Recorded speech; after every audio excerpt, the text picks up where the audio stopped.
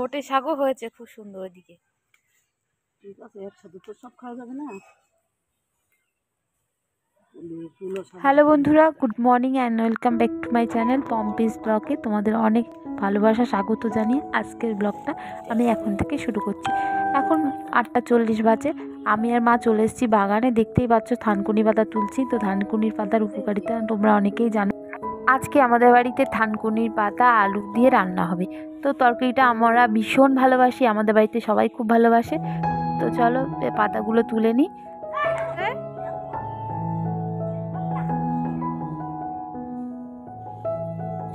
দেখো আমার ছেলের কাণ্ড, আমি পাই ভয় আর আমার ছেলের কোনো ভয় নেই। ও কি সুন্দর কুকুরের সামনে থাকে আর ওদেরকে হাত দিয়ে আদর করে, আমি খুবই ভয় পাই। তো যাই হোক, জানো তো এই কুকুরগুলো না আমাদের পোষা কুকুর না।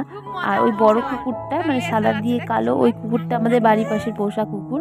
আমাদের বাড়িতেই বেশিরভাগ থাকে, তোমরা হয়তো আমার ব্লগে দেখেছো।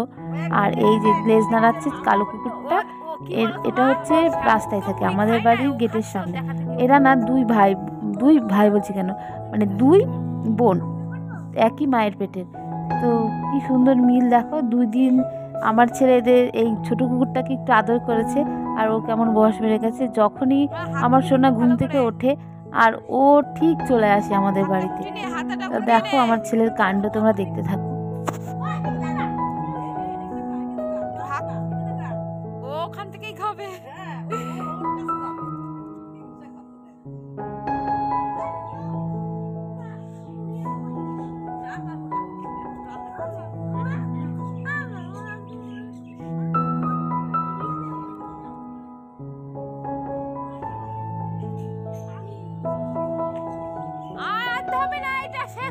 নষ্ট হবে।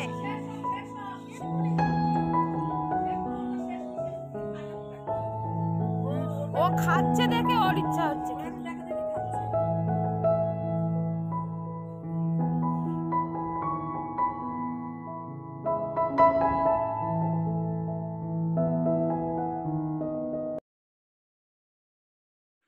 এই দেখো বন্ধুরা, থানকুনি পাতা তুলতে গিয়ে না আমার চোখে পড়লো এই শাকটা।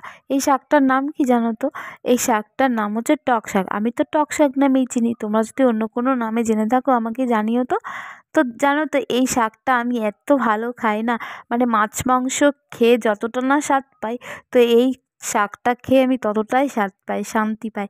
তো শান্তি বলবো কারণ এটা খুবই সুস্বাদু, খেতে খুবই ভালো লাগে। আর মনে হয় যে এক থাল ভাত খাওয়া যাবে, জানো না? তোমরা যদি কেউ খেয়ে থাকো তোমরা নিশ্চয়ই জানবে যে শাকটা কতটা সুস্বাদু। তো কাঁচা লঙ্কার ফ্লেভার দিয়ে মা রান্না করে, ভীষণ ভালো লাগে। তো আমি একটা একটা করে পাতা ছাড়িয়ে নিচ্ছি। কদিন ধরে না খালি গানে ঘুরে বেড়াচ্ছি, জানো তো কেন বলো তো? এই কানেরটা না আমি কিছুদিন আগে খুলেছিলাম, নিজে আর পড়তে পারলাম না। আর আমি এই কানেরটা না একা একা পড়তেই পারি না, যে অন্য সাহায্যে আমার কানেরটা পড়তে হয়। তো তোমাদের দাদাভাই আমাকে কানেরটা পরিয়ে দেয়।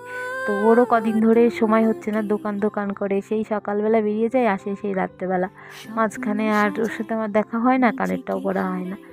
তো আর আমার এই কানেরটা ভীষণই পছন্দ, আমার অন্য কানের একদমই ভালো লাগে না, এই কানেরটা আমার ভীষণ ভালো লাগে, তাই এটাই পরি। তো বন্ধুরা জানো তো এই মানে কানের পড়তে পড়তে না একটা অনুভূতি এলো। বড়দের সঙ্গে না মানে কথার মিল না হলে, মতামত না মিললে না, যখন ঝগড়া হয় না, তখন মনে হয় যে বড়দের সাথে আর জীবনে কথা বলবো না। কিন্তু যখন আমাদের প্রয়োজনীয় কাজে যখন বড়রা লাগে, তখন মনে হয় না, আমাদের মতো বড় জীবনে একটা খুঁজে পাওয়া যাবে না, আমাদের বড় বেটার। তো এরকম একটা অনুভূতি হয়। আর যখন রাগ হয় তখন মনে হয় জীবনের কথা বলবো না, মুখই দেখবো না, এরকম মনে হয় না? তো যাই হোক, আমারও এরকম ফিলিংসই হচ্ছে। যখন আমার বর ঝগড়া হয় তখন মনে হয় আর কথা বলবো না, আর যখন আমার এইরকম কোনো দরকারি কাজে লাগে তখন মনে হয় আমাদের বরের মতো আর বরই নেই। এই হচ্ছে, দেখো ফাইনালি আমার কানেরটা পড়া হয়ে গেল। বন্ধুরা ভিডিওটা এখানে এন্ড করছি, সবাই সুস্থ থেকো, ভালো থাকো। আর ব্লগটা কেমন লাগলো কমেন্ট করে জানিও। আবারও চলে আসবো নতুন ব্লগ নিয়ে। Tata, by.